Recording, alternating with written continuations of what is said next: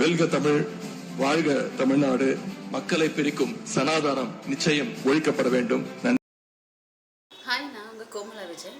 இன்னைக்கு 2ஆம் நாள் சட்டமன்றத்தில் ஒரு காமெடி நடந்திருக்கு. என்னன்னா, அதாவது எதிர்கட்சி தலைவர் உதயநிதி சனாதானத்தை ஒழிக்கணும்னு சொல்லியிருக்காரு. இது ரொம்ப சிரிப்பாக இருக்குது.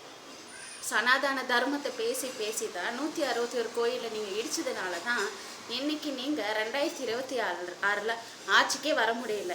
இன்னும் சனாதானத்தை ஒழிப்புன்னு பேசுங்க.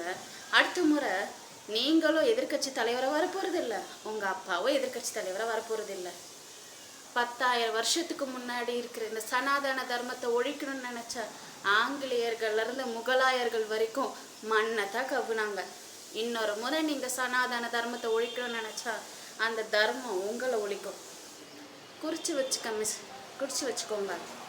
எதிர்கட்சி தலைவர் உதயநிதி அவர்களே, சனாதன தர்மம் என்றைக்குமே அது தர்மமாக மட்டும்தான் இருக்கும்.